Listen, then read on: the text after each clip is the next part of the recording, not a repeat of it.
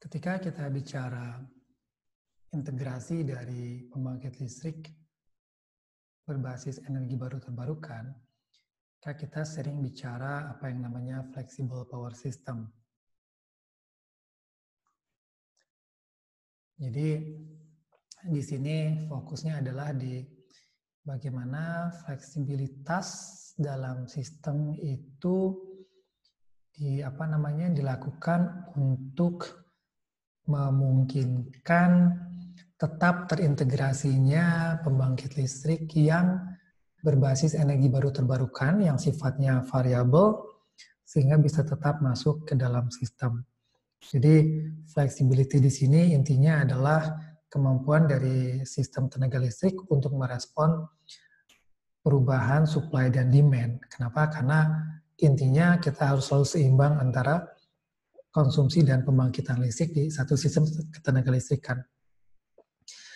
Nah, ketika kita semakin banyak, jadi pada awalnya variability itu sudah terjadi dari sisi beban, karena beban memang bervariasi tergantung dari perilaku dan aktivitas penggunanya. Nah, ketika kita kemudian masukkan lagi sistem pembangkit listrik energi baru terbarukan seperti wind, misalnya angin, sesungguhnya yang kita lakukan adalah kita meningkatkan pembangkit yang bersifat variabel. Jadi di sini bukan cuma bebannya yang variabel, tapi juga pembangkitnya yang variabel, yang sifatnya bahkan stokastik gitu ya. Maka ketika kita mempunyai sistem yang fleksibel atau high flexibility, itu artinya sistem kita bisa merespon dengan cepat ketika terjadi perubahan net load. Jadi net load itu demand ya, yang harus permintaan yang mesti disuplai oleh pembangkit listrik konvensional. Ketika misalkan pembangkit listrik yang berbasis energi baru terbarukan itu bersifat variabel dan perubahannya seringkali cepat ya. Jadi banyak sebetulnya metode-metode atau teknik-teknik yang bisa kita gunakan untuk meningkatkan fleksibilitas di satu sistem tenaga listrik. Jadi sebenarnya fleksibilitas ini tidak hanya sistem fisiknya, tidak hanya physical system, tapi juga ada framework yang bersifat institusional yang kita bisa gunakan untuk meningkatkan flexibility dalam sistem tenaga listrik, dalam satu sistem tenaga listrik. Dan ketika kita bicara flexibility, tentu saja opsi-opsi yang ada ini bermacam-macam, dan sekali lagi juga biayanya juga bermacam-macam. Jadi ya mungkin ada yang mahal, ada yang lebih efektif gitu ya dari segi cost. Dan ini adalah contoh bagaimana sebetulnya sistem bisa dibuat fleksibel dengan berbagai teknik. Bisa dari sisi, kalau kita bicara dari kiri ke kanan, itu adalah tipe-tipe intervensi yang bisa dilakukan ke dalam suatu sistem sehingga sistem bisa lebih fleksibel. Dan disumbuhi adalah biaya ya, cost. Jadi kita lihat, kita bisa membuat sistem lebih fleksibel dari sisi institusional. Misalnya kita bicara sistem operation yang paling kiri atau market yang warna hijau. Kemudian juga bisa dari sistem physical di 4 option yang kanan, dari beban yang warna oranye, flexible generation yang warnanya pink, dari segi jaringannya yang berwarna biru muda, dan dari sisi penyimpan energi yang berwarna ungu tua, itu ya, storage. Kadang-kadang mungkin kalau kita bicara institusional, mungkin capital cost-nya bisa lebih rendah, kadang-kadang lebih tinggi dibanding dengan fisikal, tapi ini sekali lagi tergantung dari kondisi. Jadi kalau kita lihat satu persatu, ketika kita bicara sistem operation misalkan, kita bisa membuat sistem menjadi lebih fleksibel dengan kita menerapkan grid code yang tepat, yang akurat, yang di-enforce dengan baik. Kemudian juga kita misalkan mempunyai mekanisme forecast ya, untuk perkiraan renewable energy. Kemudian juga ada scheduling di bawah yang lebih misalkan lebih pendek dari 1 jam gitu ya. Waktu schedulingnya, waktu penjadwalannya. Kemudian juga bisa dalam bentuk joint system operation, joint system operation atau renewable energy curtailment. Jadi ketika misalkan pembangkit listrik energi baru ini terlalu banyak, ya kita curtail, kita tidak masukkan ke dalam sistem misalkan. Dari segi market, kita bisa meningkatkan desain marketnya, bisa juga mengatur service, pelayanan ancillary, tambahan, atau joint market operation. Dari segi beban, kita bisa membuat sistem lebih fleksibel, misalkan dengan membuat demand response, baik untuk industri ataupun residential, atau load shedding, mengurangi beban ketika tidak ada pembangkit yang cukup. Untuk flexible generation, misalnya kita bisa menggunakan pembangkit listrik air yang sumber airnya bisa dengan mudah ditambahkan untuk membangkitkan lebih banyak listrik. Bisa juga menggunakan gas atau coal pada level tertentu. Jaringan bisa dengan melakukan ekspansi transmisi atau penguatan jaringan transmisi, atau dengan network management yang lebih baik, dan energy storage bisa dalam bentuk penyimpan energi hydro storage, misalkan dengan pump hydro storage, jadi suatu basin atau penampung air di ketinggian di mana kita bisa memompa air ke ketinggian tersebut, sehingga pada saat dibutuhkan misalkan airnya bisa digunakan lagi untuk memutar turbin air dan membangkitkan listrik. Nah, jadi banyak sekali sebetulnya opsi-opsi untuk membuat sistem lebih fleksibel yang ada harga, ada rupa. Jadi ada metode yang berbeda-beda, harga yang berbeda-beda, biaya yang berbeda-beda, dan semua bergantung sekali lagi terhadap desain strategi operasi dari sistem ini. Nah, ini adalah contoh misalkan bagaimana kita bisa meregulasi selisih ya antara pembangkitan yang dijadwalkan dengan beban yang real time terjadi pada saat itu. Kita bisa lihat di sebelah kiri misalkan ketika penjadwalannya dalam jangka waktu yang cukup lama, misalnya 1 jam, maka dispari atau perbedaan selisih antara beban yang sesungguhnya dengan schedule itu akan terjadi dalam jangka waktu 1 jam tersebut. Nah, ketika scheduling kemudian dibuat lebih rapat, seperti sebelah kanan misalnya tiap 5 menit, maka selisih dari pembangkitan listrik dengan beban sesungguhnya bisa dibuat lebih tipis, dan disitulah regulasi kemudian bisa ikut berperan untuk mengurangi ketidakpastiannya.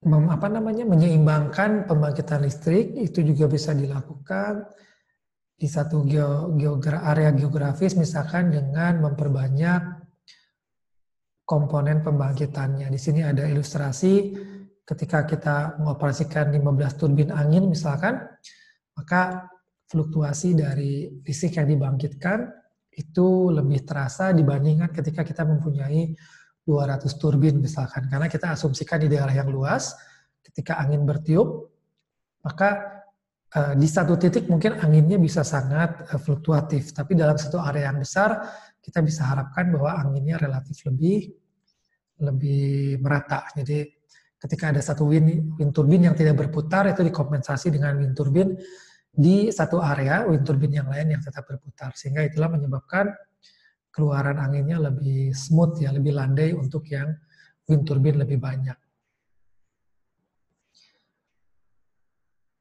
Dari sisi sistem operasi, kita juga bisa menyeimbangkan balancing-nya, jadi menyeimbangkan antara pembangkitan dengan konsumsi. Misalkan dengan melakukan reserve sharing atau coordinated scheduling. Jadi kita bisa meregulasi cadangan, bisa membuat economic dispatch, jadi perencanaan pembangkitan listrik untuk dalam periode-periode yang lebih pendek, atau unit komitmen. Jadi kapan suatu pembangkit itu berkomitmen untuk dioperasikan. Nah, di sini ada skalanya dari detik sampai hari yang menunjukkan skala metode pengoperasian sistem ini berperan di mana gitu. Kalau kita bicara unit komitmen, kita bicara jam, hari. Kita bicara contingency reserve, kita bicara detik menit. Ketika kita bicara flexibility reserve, kita bicara menit. Jadi ini adalah metode yang dimungkinkan untuk membuat sistem lebih fleksibel dari sisi sistem operation. Bisa juga kita menggunakan flexible generations. Jadi kita lihat misalkan di gambar ini, di sebelah atas ketika tidak ada wind atau solar yang beroperasi, angin atau matahari, pembangkit angin atau pembangkit listrik matahari yang beroperasi, maka kita lihat nuklir itu relatif stabil untuk base load, kemudian batu bara juga relatif stabil, hydro juga stabil, gas yang mengisi kemudian fluktuasi beban. Nah, ketika kita punya pembangkit listrik tenaga angin, bayu, atau tenaga matahari di gambar bawah misalnya, kita lihat bahwa wind yang berwarna biru tua ya, atau biru lebih tua dengan photovoltaik dalam beberapa hari itu fluktuasinya sangat signifikan, sehingga mengakibatkan misalkan batu bara atau air di situ terpengaruh. Nah, flexible generation itu adalah pembangkit-pembangkit yang fleksibel, yang bisa beroperasi dengan cepat untuk menutupi kekurangan pembangkit ketika misalkan terjadi fluktuasi di pembangkit listrik berbasis energi baru terbarukan. Misalnya di sini yang warna hijau ya, gas itu dia relatif lebih fleksibel misalnya untuk dibangkitkan atau ya ditingkatkan atau dikurangi pembangkitan listriknya. Sebetulnya riset-riset yang berjalan sekarang juga memungkinkan wind turbine itu beroperasi sebagai flexible generation. Caranya gimana? Caranya misalkan kalau kita ingat wind turbine itu ada baling-balingnya yang bisa diatur kemiringannya atau pitch-nya gitu ya. Di sini kita sebetulnya bisa atur sehingga pada saat angin misalkan bertiup maksimal, baling-balingnya itu diatur sudutnya sedemikian sehingga tidak semua energi dari angin tadi diekstrak. Yang artinya kita mempunyai space, mempunyai ruang ketika kita butuh energi lebih banyak, baling-baling itu diatur sudutnya sehingga kemudian bisa membangkitkan energi lebih ketika bebannya misalnya naik.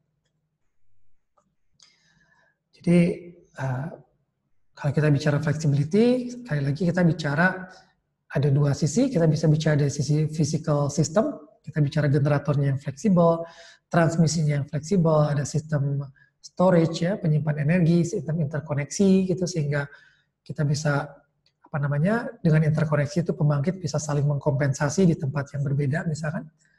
Juga bisa dari institutional system dengan membuat regulasi atau kolaborasi atau forecast perkiraan sedemikian sehingga ketika ada perbedaan antara konsumsi yang terjadi di real time dengan pembangkitan itu bisa segera diatasi. Nah, operasi dari power system harus memperhitungkan keduanya, dan semakin semakin pintar atau semakin smart suatu sistem, maka semakin smart sistem tersebut dalam mengakomodasi sistem fisik, market, dan institusional dari operasi sistem, sehingga power system bisa beroperasi dengan lebih handal dan lebih ekonomis. Teknologi sekarang sudah memungkinkan flexible generation, misalkan pembangkit-pembangkit konvensional di retrofit, di improve sistemnya, sehingga mereka bisa secara cepat meningkatkan listrik yang dibangkitkan, ataupun sebaliknya, jadi ramp up ya, ataupun sebaliknya ramp down ketika outputnya bisa dikurangi dengan cepat. Jadi lebih bisa cepat dimatikan, cepat dihidupkan, cepat menaikkan membangkitkan listrik, cepat mengurangi. Yang intinya dia digunakan untuk membackup ketika pembangkit listrik berbasis energi baru terbarukan itu berfluktuasi. Wind juga tadi kita sudah bahas, dia bisa dibuat untuk level tertentu, fleksibel, misalnya dengan mengatur tadi ya kontrolnya, baling-balingnya, atau dengan pada saat-saat tertentu dia di curtail, artinya listrik yang dibangkitkannya tidak diteruskan ke dalam sistem karena sistem misalkan tidak membutuhkan energi yang lebih. Ya ini ada pertimbangan ekonomis tentu saja di situ, tapi secara teknis itu dimungkinkan. Nah ini contoh-contoh regulasi yang kita bisa lakukan untuk meregulate bagaimana agar ketika terjadi fluktuasi energi kita bisa membalance lebih cepat. Ini ada beberapa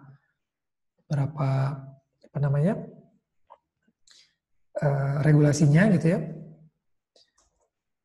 Dan kita juga bisa menginkorporasi atau mengintegrasikan forecasting atau perkiraan, terutama kalau kita bicara angin, pada unit commitment.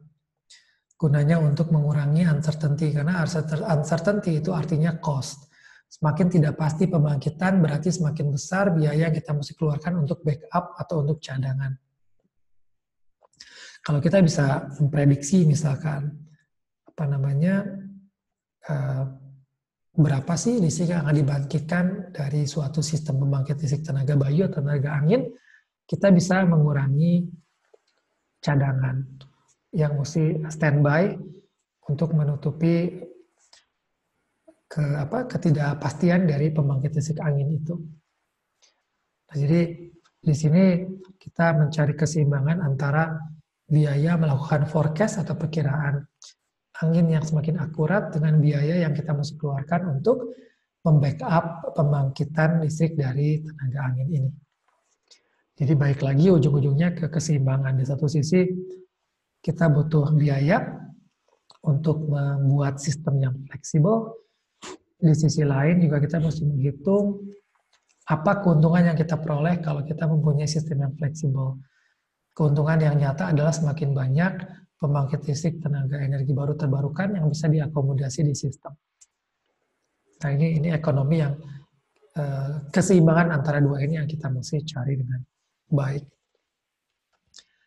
Dari sisi market tentu saja kita juga bisa bermain dengan harga, misalkan ketika listrik itu atau ketika pembangkit mensuplai base load atau beban yang sifatnya tetap, maka harganya akan berbeda dengan ketika satu pembangkit itu bisa secara cepat misalnya mengkompensasi kebutuhan listrik yang ditinggalkan oleh pembangkit listrik berbasis energi baru yang bersifat fluktuatif tadi.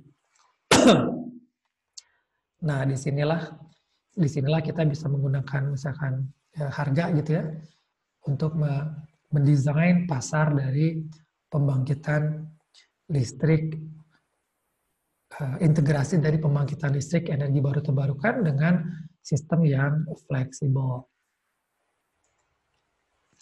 Dari sisi beban, kita bisa membuat flexibility dalam sistem dengan misalkan kemampuan kita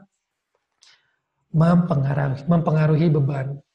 Contohnya dengan demand response. Jadi kalau kita bisa mengkontrol kapan suatu beban itu tersambung ke dalam supply listrik, kapan tidak, di situ kita sebenarnya bisa juga melakukan pengendalian. Contohnya ketika misalnya angin bertiup kencang, kemudian pembangkitan listrik dari angin itu banyak, atau ketika matahari sedang terik-teriknya, sedang terang-terangnya, ketika listrik dari panel surya itu banyak, kita bisa misalkan membuat sistem di mana beban-beban kemudian menggunakan listrik itu, terutama beban-beban yang tidak sensitif terhadap waktu. Misalnya pompa air. Ketika matahari bersinar, kita bisa menyalakan pompa air gitu untuk memompa air. Ketika mataharinya nggak ada, kita putuskan sehingga tidak ada konsumsi listrik pada saat itu. Nah, itu bisa membuat sistem lebih fleksibel dengan membuat fleksibel demand. Jadi load-nya yang kita buat lebih fleksibel dengan smart meter atau smart control atau apapun namanya ya. Energy storage atau penyimpan energi juga bisa membuat sistem lebih fleksibel. Gampang saja karena ketika kita mempunyai sistem yang bisa menyimpan energi, tentu saja ketika matahari atau panel surya membangkitkan listrik secara tidak kontinu, kemudian angin juga membangkitkan listrik secara tidak kontinu, kita bisa menggunakan energy storage ini untuk menyimpan energi sementara, sehingga energi yang berlebih dari panel surya atau wind turbine bisa kita simpan sementara. Ketika kemudian tidak ada angin atau matahari, tidak ada matahari, sinar matahari, dan beban tetap membutuhkan listrik, kita bisa mengeluarkan listrik dari sistem penyimpan energi atau energy storage kita. Nah, di sini ada gambar bahwa teknologi energy storage pun bermacam-macam. Ada yang skala kecil, kilowatt, dan skala pendek ya, cepat, seconds, detik. Ada yang skala besar, sampai ratusan megawatt, dan skalanya cukup lama untuk jam sampai skala jam. Ya, ini tergantungnya ada teknologinya macam-macam, ada yang namanya baterai misalkan, baterai bisa untuk hitungan detik atau menit, besarnya mungkin terbatas di kilowatt, puluhan kilowatt, sampai kemudian pump hydro yang bisa menyimpan energi sampai hitungan jam, bahkan sampai ratusan megawatt. Pump hydro itu yang tadi yang penampung air di ketinggian yang kita bisa memompa air ke atas dan kemudian mengalirkannya kembali ke turbin untuk membangkitkan listrik. Jadi fungsinya hampir seperti fungsinya praktis seperti penyimpan energi. Aplikasi dari penyimpan energi atau energy storage ini ada dua utamanya. Yang pertama untuk operating reserve ya. Jadi kita menyimpan energi dalam hitungan detik menit untuk cadangan. Pada saat misalkan serta-merta terjadi pengurangan supply, dia bisa merespon. Atau energy management, jadi untuk mengatur kapan kapasitas sistem itu akan digunakan, kapan tidak, dan semuanya sebetulnya dibatasi oleh harga. Jadi kapan kita pakai energy storage, kapan tidak, itu tergantung dari harga biaya yang dikeluarkan. Nanti kesimpulan dari session ini mungkin bisa menjadi bahan diskusi untuk apa sih sebetulnya flexible power system itu.